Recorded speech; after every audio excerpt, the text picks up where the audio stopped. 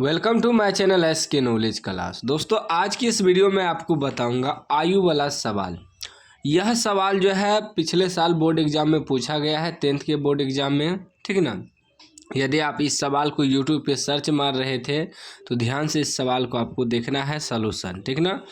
कह रहे रोहन की माँ उससे 26 वर्ष बड़ी है, उनकी आयु वर्षों में का गुणनफल अब से 3 वर्ष पश्चात 360 हो जाएगी। इस कथन का समीकरण लिखें।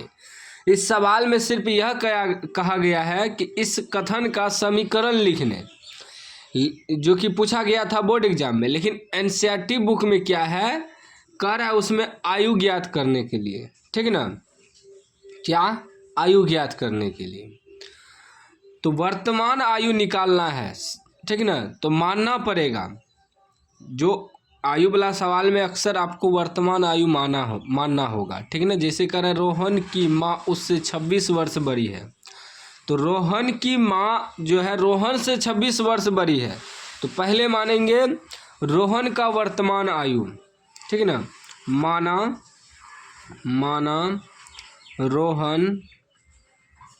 रोहन की वर्तमान आयु जब भी माना जाता है वर्तमान ही माना जाता है। तो रोहन की वर्तमान आयु x वर्ष है, मान लिए। ठीक ना। क्योंकि रोहन का तो आयु हमें पता नहीं है, यहाँ रोहन की माँ की उम्र जो है उससे 26 वर्ष बड़ी है, तो पहले रोहन का आयु हमें पता होना चाहिए, वर्तमान आयु। तो मान लिए कि माना रोहन की वर्तमान आयु x वर्ष है। अब उसकी माँ की आयु क्या हो जाएगी, माँ की वर्तमान आयु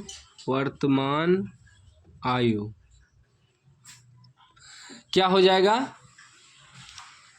ठीक ना। तो रोहन का आयु कितना है, x वर्ष। कह रहा है कि रोहन की माँ उससे 26 वर्ष बड़ी है, 26 वर्ष बड़ी है, तो रोहन से बड़ी है ना, तो रोहन है x और रोहन की माँ जो है उससे 26 वर्ष बड़ी है, तो बड़ी है तो इसका मतलब प्लस है, तो x प्लस 26 है। ठीक। मान लिए माना रोहन की वर्तमान आयु x वर्ष है, माँ की वर्तमान आयु x प्लस 26 वर्ष है। ठीक ना। अब देखिएगा, अब सवाल में क्या करा है प्रश्न से, अब हमें प्रश्न से सवाल में कह रहा है कि उनकी आयु का गुणनफल अब से 3 वर्ष पश्चात। कह रहा है इनका जो आयु है, ये जो आयु हम निकालें, ठीक ना, यह जो है अब 3 वर्ष पश्चात जो है उसका गुणनफल कितना है, 360 है। कह रहा है ना कि गुणनफल अब से 3 वर्ष पश्चात, मतलब ये जो वर्तमान आयु माने हैं x और x प्लस 26 जो निकला है, इसमें कह रहा है कि 3 वर्ष बाद उसका गुणनफल कितना हो जाएगा, 360 हो जाएगा। तो हमें निकालना होगा 3 वर्ष पश्चात, 3 वर्ष पश्चात या बाद भी कह सकते हैं। 3 वर्ष पश्चात रोहन की आयु 3 वर्ष बाद जो है रोहन का आयु कितना हो जाएगा। पहले मान लीजिए वर्तमान में अभी जो है x वर्ष है रोहन का आयु, लेकिन 3 वर्ष बाद क्या हो जाएगा, x प्लस 3 वर्ष हो जाएगा। ठीक। इसमें हमसे वर्ष छूट गया है। ठीक ना। इसमें ऐसे होगा कि माना रोहन की आयु x वर्ष है और माँ की आयु x प्लस 26 वर्ष होगा, यहाँ वर्ष है, 26 वर्ष लगेगा इसमें। ठीक ना। मिस से छूट गया, कोई दिक्कत नहीं है। अब 3 वर्ष पश्चात रोहन की आयु निकाल दिए x प्लस 3 वर्ष। अब माँ की भी निकालना है ना, दोनों का निकलेगा। 3 वर्ष पश्चात माँ की आयु तो 3 वर्ष बाद इसमें कितना हो जाएगा, तो x प्लस 26 प्लस इसमें 3 जुड़ जाएगा, यानी कि निकल जाएगा x प्लस 26 3 29 वर्ष। ठीक, अब निकल गया। अब हमें क्या कर रहा है कि इस तीन वर्ष पश्चात गुणनफल कितना है 360, यानी कि गुना करेंगे इसको, x प्लस 3 को गुना करेंगे x प्लस 29 से, तो इसका गुणनफल 360 आएगा। ठीक ना। अब गुना करिए, x गुना x करेंगे एक्स स्क्वायर प्लस फिर x गुना 29 करेंगे तो 29x, यानी कि पहले ये x से दोनों गुना होगा, दोनों गुना कर दिए, फिर ये 3 से दोनों गुना होगा, 3 से करेंगे 3 गुना x 3x प्लस 3 गुना 29 9 27 के 7 हासिल 2 3 दूनी 6 2 8, इतना बराबर 360। ठीक ना।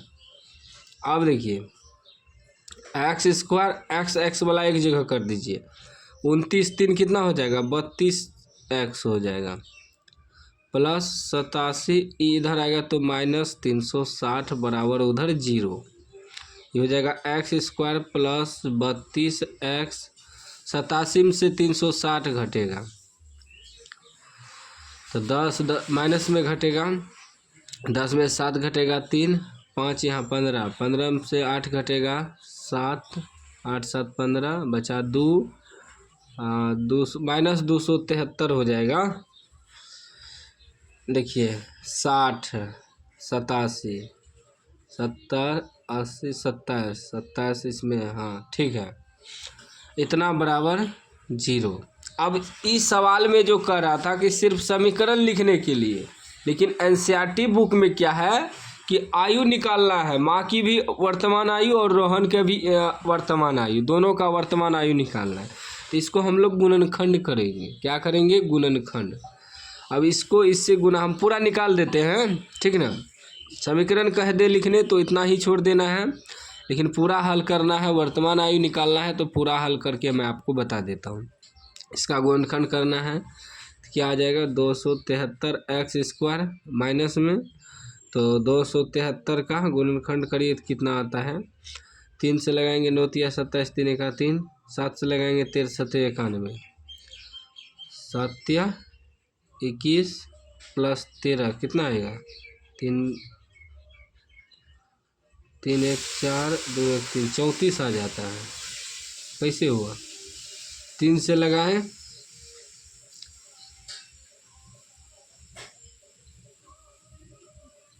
9 तिया 27 3 एका 3, 7 से 13 7 91, ऐसे नहीं होगा।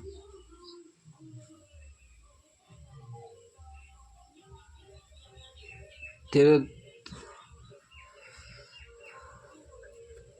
7 तिया 21 13 नहीं होगा, ऐसे होगा 13 तिया 39, ठीक। और उसमें ये 7 घटा देंगे,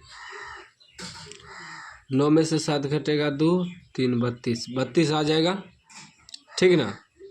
क्या करेंगे? ऐसे करेंगे 13 तिया 39, ठीक ना। 13 तिया 39 हो जाएगा, उसमें से 7 घटा देंगे तो 32 आएगा, तो यहाँ 32 पुर जाएगा।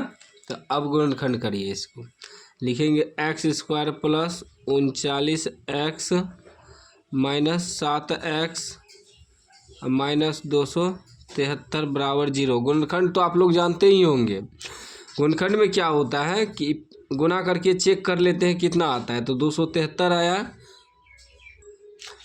तो 273 आया। उसके बाद ये बीच वाला को इस प्रकार तोड़ना है कि गुना करने के बाद 273 भी पुर जाए और जोड़ या घटा करके 32 भी पुर जाए। तो हम गुणनखंड किए तो इसको आया ना 13 तिया 39, इसका गुणनखंड कर दिए तो 13 तिया 39 घटा 7 करेंगे तो 32 पुर जाएगा। गुना करेंगे दोनों को तो 39 गुना 7 तो 273 भी पुर जाएगा, ठीक है। यही नियम होता है गुणनखंड करने का। अब इसमें x कॉमन लेंगे तो बचेगा x प्लस 39। x इसलिए कॉमन लिए कि यहाँ 2 गो x है, एगो निकल गया, यहाँ भी एगो x है, एगो निकल गया। कॉमन वही लिया जाता है जो दोनों में मिलता है, ठीक ना। यहाँ -7 कॉमन ले लेंगे तो x प्लस 39 हो जाएगा, क्योंकि 39 गुना 7 करेंगे 273 आ जाएगा बराबर 0। लिखेंगे x माइनस 7, एगो लिखेंगे x प्लस 39, ठीक ना। दोनों ब्रैकेट में सेम है, एगो बाहर वाला लिखेंगे एगो अंदर बराबर 0। x माइनस 7 बराबर 0, तो x बराबर प्लस 7 हो जाएगा। x प्लस 39 बराबर 0, तो x बराबर 39 माइनस 39 हो जाएगा। तो माइनस वाला नहीं रखेंगे, x का मान प्लस वाला लिखेंगे। तो x हम क्या माने हैं, रोहन का वर्तमान आयु x वर्ष माने हैं। तो x बराबर हमें कितना निकला 7, तो लिखेंगे रोहन की वर्तमान आयु x वर्ष माने हैं, तो इसका मतलब 7 वर्ष निकला, ठीक। अब माँ की वर्तमान आयु कितना माने हैं, माँ की वर्तमान आयु हम माने हैं x प्लस 26 वर्ष। तो x कितना है 7 प्लस 26 कितना हो जाएगा, 7 × 13 के 3 हासिल 1 और 2 1 3 33 वर्ष। तो इसका मतलब जो है रोहन का वर्तमान आयु 7 वर्ष हुआ और माँ की वर्तमान आयु 33 वर्ष हुआ, ठीक ना। तो इस प्रकार आपको सॉल्व करना है। यदि पूरा वर्तमान आयु कह दे निकाल लें तो पूरा सॉल्व करना है, यदि सिर्फ समीकरण लिखना है तो आधा ही आपको सॉल्व करना है, समीकरण तक, यहाँ तक, ठीक ना। पूरा सॉल्व नहीं करना है। तो आप पे डिपेंड करता है और कैसा सवाल पूछता है बोर्ड एग्जाम में, वो आपको दिमाग लगाना है। बाकी चैनल को सब्सक्राइब कर दीजिए और घंटी को दबा के ऑल कर दीजिए।